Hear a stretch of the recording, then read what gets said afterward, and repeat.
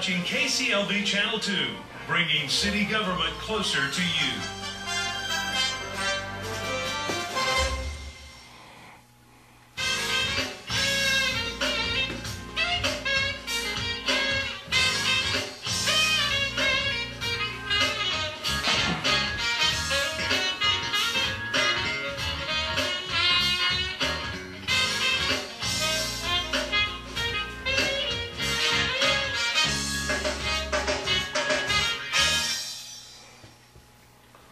Welcome to Homeowner Talk, your resource for all topics related to homeowners and homeowners associations.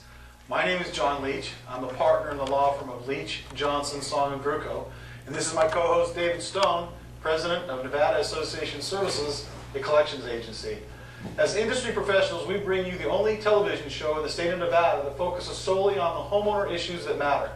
Each episode, we invite different guests on the show to share with you the latest news, tips, and insights on common interest communities.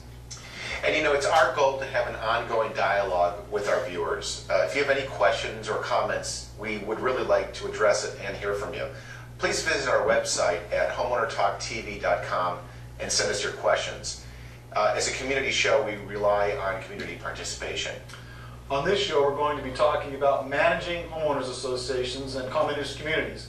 We'll also sit down with a mediator. First, let's welcome Bill Sasser, Chairman and CEO for the Management Trust, and Steve Vitale. Steve is the Division President for the Management Trust here in Las Vegas. He's also currently serving on the CAI Nevada Board of Directors. Bill, Steve, thanks for joining us. Thanks, John. Welcome.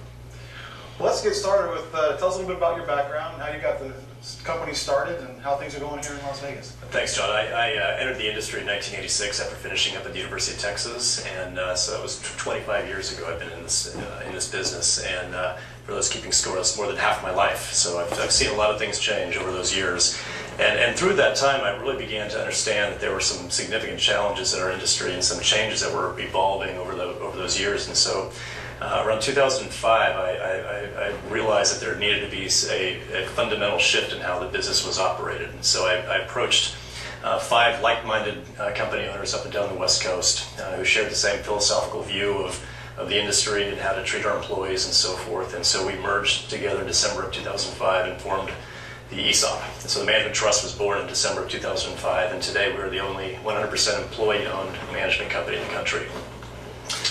That's fantastic, very unusual. And the Management Trust is a player in town. They're a significant management company.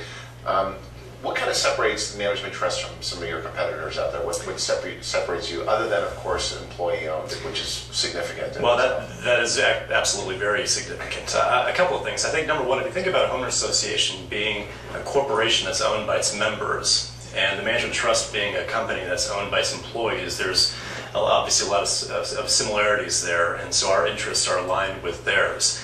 You know, not only do our employees have a financial ownership in the company, but they also have an emotional ownership in the company. So that means that they have an emotional ownership in the relationships that we have with our clients.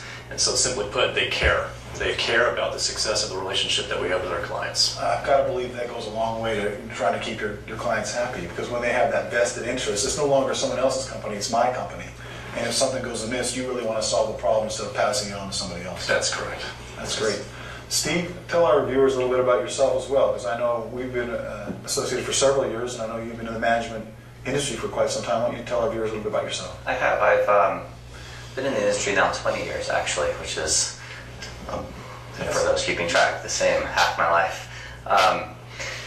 And I had the opportunity to work for CAI as their executive director, and I've had the opportunity to work for other companies. And in 2006, I joined the Management Trust, and it's really been a spectacular experience for me primarily because of the ESOP. It has empowered me to create our division, grow our division, mostly organically through the years, and provide service, really service above self for our clients. That's critical. Gentlemen, what do you see as the issues that you're dealing with, trends that are emerging in homeowners associations? Anything you can help our viewers with to understand, what's going on in the industry out there that we might be able to help them with? Well, I think I can probably speak to a more macro level, seeing all my experience throughout the Western U.S., and Steve can speak to a more pragmatic level, I think. But the two issues I see, you can't separate issues facing the associations with the economy in general. I mean, obviously, the Great Recession that we've been experiencing for the last few years has taken a tremendous toll on all of us and all of our communities. And our community associations are really a microcosm of the larger world, and so we see a couple of things at play. Number one, obviously, as municipalities have less tax revenues to fund community parks and basic services and so forth, these homeowners associations can certainly fill a void and become more attractive and more attractive option, all things being equal, because they have the services and such that municipalities can no longer provide because of their declining tax revenues. Number two, when the World Health Organization dubbed this recession a social recession, because of the emotional toll it's taken on everybody touched by the recession. They're seeing higher incidence of domestic abuse and depression and substance abuse and all those things, and a general decline of social capital. I think that really a properly managed homeowners association can also provide an opportunity for disaffected and disengaged people to find some connection again with their neighbors and within their community. What a great concept, because it says common interest community, and I've always told people, builders moved houses to the front of the yard, so now you don't live in the front yard, you live in your backyard. The only time you see neighbors, you go to the community post mailbox, and you usually try to wait to go until no one's there. Then you don't know your neighbors anymore because you don't live in the front yard. We used to always play in the cul-de-sacs, the front yard. Now we live in our backyards and with our pools and whatnot. We don't even have that relationship. We try to tell our clients to redefine their community not by the proximity of the homes in the community, but rather by the shared values of the members within that community. Powerful stuff. Yeah, I wish that I would like to see more community managers take that approach to sort of bring in, including the residents of homeowners associations, and make it more of a common interest type of community. And I think we would. There are issues that are out there, not as great as some people would like for some to think, but there are issues out there, and perhaps if more effort was concentrated on that point, maybe we wouldn't have the problems. Steve, earlier this year you wrote an article that was in one of the CAI publications, and it talked a little bit about how homeowners associations are portrayed inaccurately in many instances, and we see that in the media frequently. Maybe you can share your thoughts with our viewers on that, maybe some of the points you made in your article, and what we might be able to do to maybe change that portrayal. I think that what it comes down to, and I'm a big believer of education, and so for us, we empower our staff and our managers to really work with our boards and help determine what their goals are. A lot of times it may be one individual.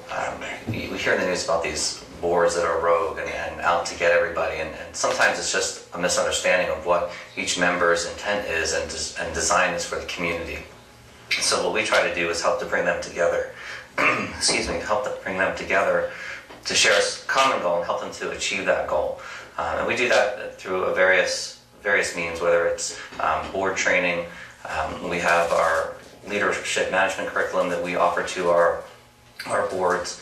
And by defining their goals and their objectives, then we are able to help them communicate with their community and help express the goals and the interests to the community, and then involve the homeowners and buy into what their directions are. And that helps to take away this negative perception of what a homeowners association is really about. Yeah, I always tell people that education's power.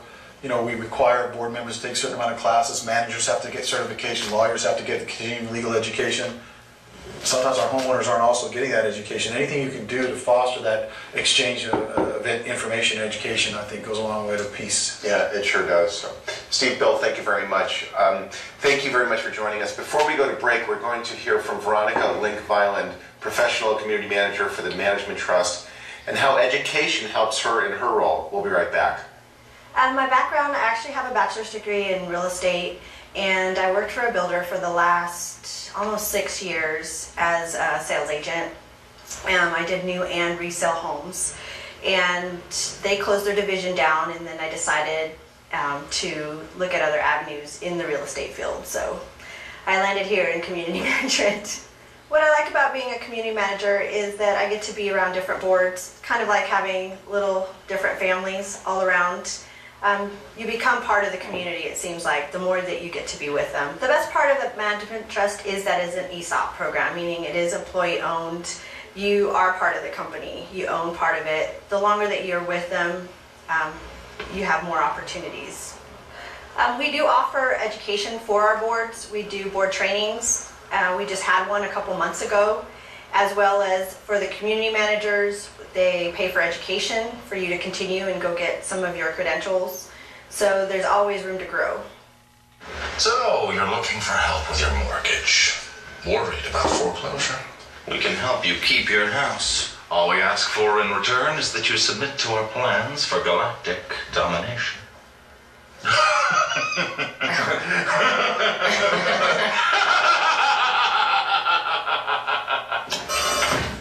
Sign. If you're facing foreclosure, talk to the right people. Speak with HUD-approved housing counselors free of charge at 888-995-HOPE. You realize that 49 million Americans struggle with hunger? That's 1 out of every 6 Americans.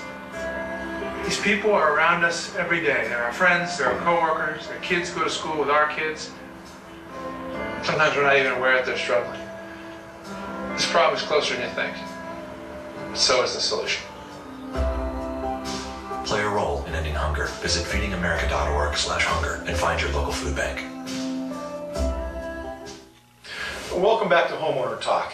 During our program, we like to interact directly with Homeowner Association board members as often as we can. This time we spoke to Richard Kirkland, president of the Aurora Canyon Homeowners Association, about his role as a board member. Okay, I like living in an HOA because the community is managed. It's controlled by a group of rules, the CCNRs. And in the past, when we lived in other places, the neighbors aren't controlled. So the houses get painted weird colors. The landscaping is either not done at all or it's done really strange. And we have no control to go in and ask the neighbor to do something other than, get off my property. So it's a lot nicer here. Well, first of all, I moved from Southern California. My wife and I moved up here in 1978. So we've been here over 30 years. I taught for the Clark County School District for the last 25. We just retired 2 years ago. Moved in here in 2004.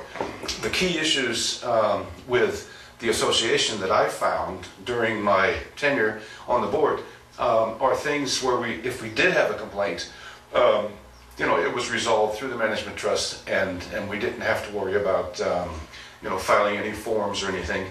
And then we have people on the other end who file a complaint with the Ombudsman's office. The Ombudsman's office sends the material to the management trust, and again, we the board, individual board member, don't really have to get involved, and it's all handled by them. It's really nice. Well, if you can get on the board, normally it's a 3 or 5 person board. Otherwise, I recommend that people attend the board meetings. We've had our last several board meetings here. No one attends. So the board sits and we make decisions and it's done. And then later, perhaps, we get a neighbor who complains and the answer has to be, come to a board meeting. And some people do and some people don't. I would recommend you either get on the board or at least show up at the board meetings and have your voice heard. Well, there are rules, but then there are interpretations of the rules. And the interpretations can be at the discretion of the board member, which means that the rule may say one thing and the board may interpret it another way, and you don't like what they think, or you don't like what they do because of their interpretation. And that's why I'd say you need to be on the board or you need to be at least at the meetings. Working with a community manager means that I don't have to personally go knock on a door and say, would you mind putting your trash can in, or would you mind not parking in a no parking zone? The manager does that. Also, we've got landscaping people, we've got pool cleaning people, we've got street cleaning people. It's a lot nicer not to have to deal with those individuals. The management company does that for us. I see living in an HOA is an enjoyable experience, that there are no concerns about your neighbors, there are no concerns about, in this association, about the landscaping, about the appearance of the neighbor's house or your house, because it's all handled within the association dues. It's paid for. We just recently had our houses painted. And everyone's house was painted exactly the way it was last time, and everyone loves it. So it's really enjoyable rather than to have your own separate people doing separate things. The only misconception I can see is is people don't want to be involved. They don't want to show up at the meetings, but they sit in the background and complain. And you know, again, if you would go to the meetings and put your voice out there, it doesn't take very many people, all of a sudden the board has to make a different choice. Well, board members are just people who live in the neighborhood. And a lot of times the people who are in the neighborhood don't understand things like NRS 116 or NAC 116. Is there a difference? Why is that? And then what is the result of having a decision made by the board that violates NRS 116? That's where our management people come in. And when we have a board meeting, they're there to observe and to advise. And to say that we just made a decision that we want to do this, and the management trust says, no, you can't do that because of this. And then there's also training sessions that the board members can attend and to become more aware of what's going on in the community and what the law is.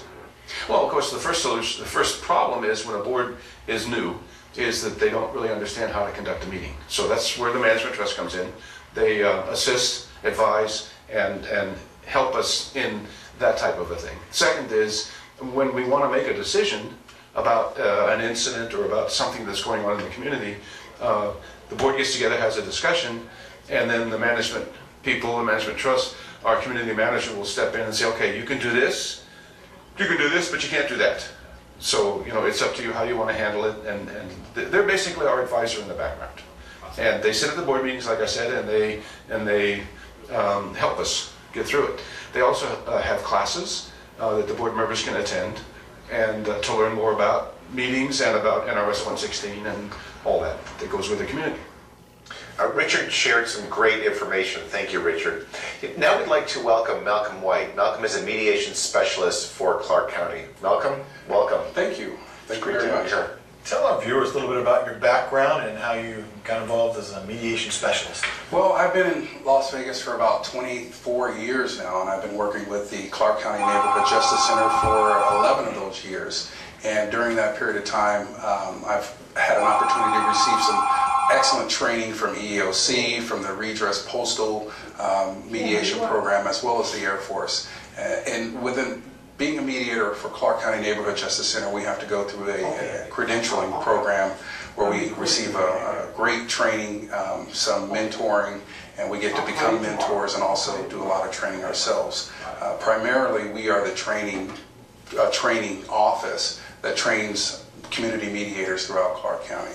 You know, mediation is a powerful thing. I think a lot of our viewers may not understand the difference between mediation and arbitration. The fact that mediation allows you to actually solve your own problems. You're with a trained person who understands what's going on and works with you so you reach your own conclusions instead of an arbitrator or a judge who gets to tell you what the outcome is. So mediation is a very powerful alternate dispute resolution program. Right, and as a senior mediation specialist, our role is to sit and work with individuals that have conflicts in the community surrounding homeowners associations, surrounding neighbor-to-neighbor, surrounding animal control, and also we're also in all the small claims courts in Clark County, Henderson, North Las Vegas, Boulder City, and Laughlin, Mesquite outlying areas. You know, you mentioned some of the areas of dispute. What would you say are the most common areas of dispute?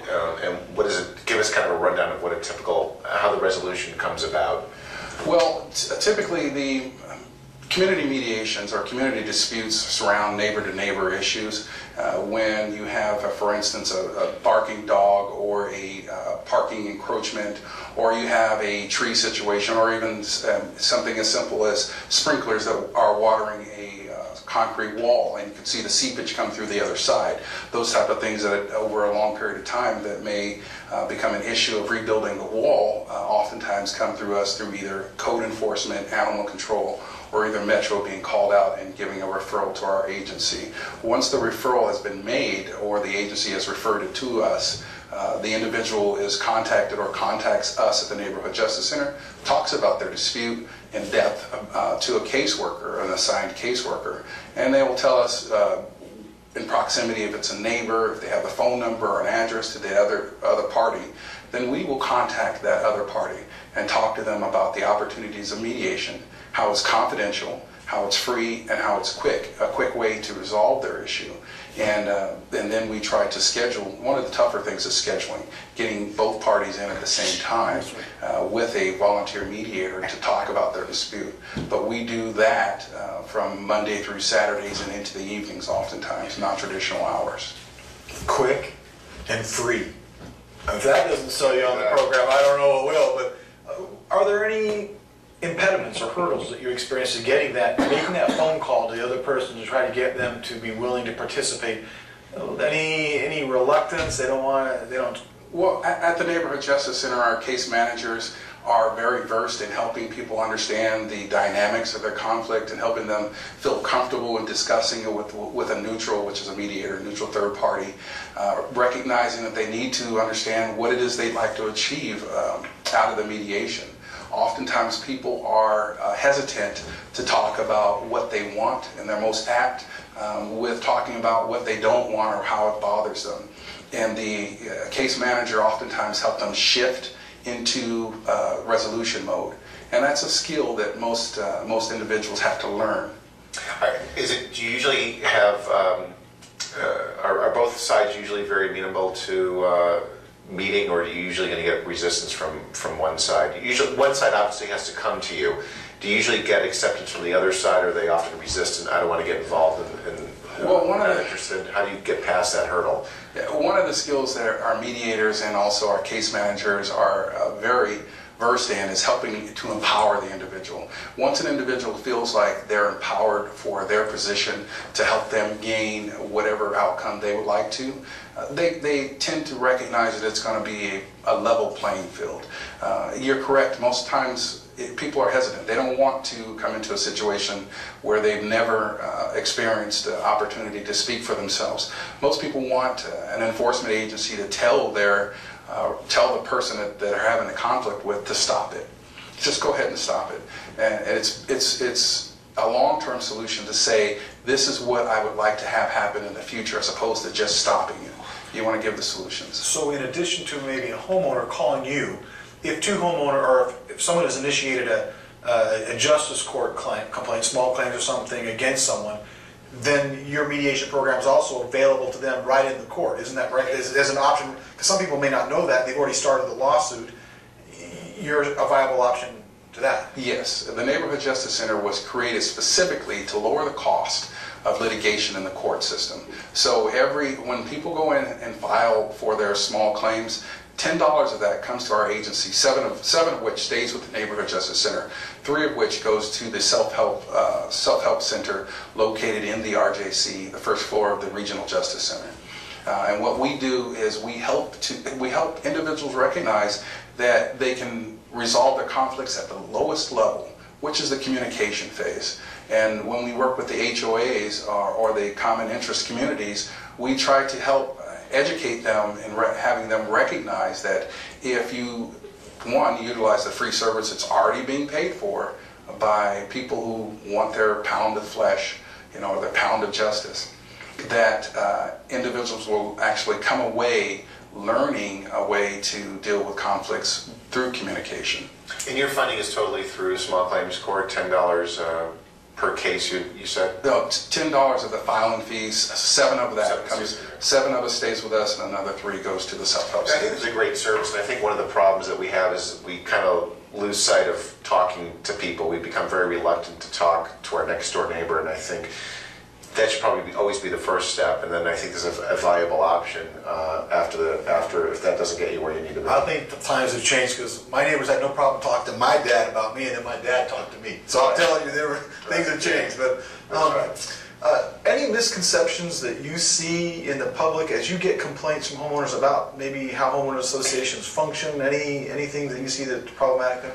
Well, I think the education, I think Ms. Berry, one of my associates and partners in the community, mentioned that educating a board is one of the ways that is very beneficial for her to operate with boards as a management company. And educating, one of the hurdles that I see is the education of individuals that the Neighborhood Justice Center is out there, that there is a way that they can be empowered and have a balanced format or a balanced form for conflicts to be discussed in a safe, controlled environment. Well, do you have a phone number or a website or anything you might extend to our viewers so that they can get more information and also maybe contact you about future issues that they have? Yeah, one of the things that we do is if you call 455-3898, we'll talk to you. We'll have a caseworker respond to you and your conflict specifically. But if you need to, we'll have these brochures sent out to your homeowners associations so that they're available. We will come out and also speak to the homeowners associations or the management companies on how to become more adept at referring agencies to this free neighborhood justice center. Well, Malcolm, I can't thank you enough for joining us on this program. This isn't the first time I've had the pleasure of being educated by you, and I just hope that others will take advantage of this. Will you give me your phone number one more time? It's 455-3898, and one of our slogans is, "We're looking for trouble." I love it. Thanks again for joining us. We will have the resources you mentioned available on our website, and let's take a break, and we'll be right back.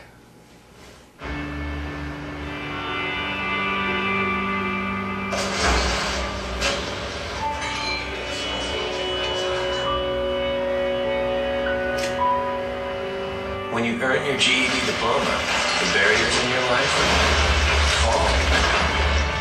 Take the first step and get free GED information in your area at 1-877-38-YOUR-GED or yourged.org. Earn your GED diploma and begin your brighter future. Welcome back. It's time now to answer a question submitted by a viewer through Homeowner Talk TV. Sonia asks, is the HOA required to carry insurance for the board against legal issues so that there will not be an assessment to the members of the HOA if there is a legal problem against the board? It's an excellent question. John, do you want to attack that one? We'll try. Sonia, that is an excellent question, and it's important to an association. Nevada law requires that the association indemnify, defend, and hold harmless the officers and directors of an association. The association should have directors and officers insurance to cover it in the event that they are named in a lawsuit. What's interesting is NRS 116 does not mandate that they have directors and officers insurance, but if you're on a board and they don't, just resign, because if you don't have the coverage, you don't want to put yourself on the chopping block. Sure. But again, the association should have insurance, D&O insurance, so if the association is named in a lawsuit, you can then tender the defense of the case to your insurance company. But it's critical that you do.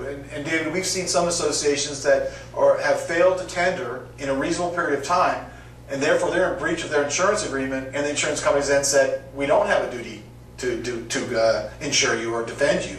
So it's critical that you have the insurance in place, that you know what it means, and that anytime you're named in a lawsuit, even in arbitration, in these arbitration cases, the real estate division claims, tender the defense of the claim to the insurance company. They then have the authority to appoint someone to represent you, and then they should cover. You will have to pay the deductible. The association will have to pay the deductible. Otherwise, the insurance company, as long as it's a covered claim, would take care of it. And by doing that, it should help stabilize the assessments and prevent the association from having to impose a special assessment to raise the funds to pay for the legal fees that may be generated. So, and then the next natural question is, if there are dollar amounts or limits under deductibles and so forth, that's really where you would want to talk to your insurance expert and your attorney to get some information on that. Yeah, make sure you're adequately insured, because if the judgment is greater than the amount of the insurance, then it becomes a judgment against all the homeowners. I've never seen that. I'm sure it has happened sometime, someplace, somewhere. I haven't seen it happen. But it's a possibility, and the law does say that if the judgment's greater than that, and there's a claim against the association, each of the owners would have a pro rata share of that surplus. Excellent. Okay. Great. Anyway, Sonia, thanks so very much for that great question. If any of our other viewers have a topic and they'd like to weigh in on it, please send it through our website, homeownertalktv.com. We would like to thank our guests today, Malcolm White, Mediation Specialist for Clark County, Bill Sasser and Veronica Link-Violin of the Management Trust, Steve Vitale, also the Management Trust, who is also a CAI Nevada board member, and also Richard Kirkland of Aurora Canyon HOA. Thanks for watching this edition of Homeowner Talk. We'd also like to thank all of our partners on the show, the Management Trust, Alliance Association Financial Services, Classic Landscapes, Western Risk Insurance, and Nevada Association Services. To learn more about our program or to get the answers to your important questions, please visit us at homeownertalktv.com. We'll see you next time.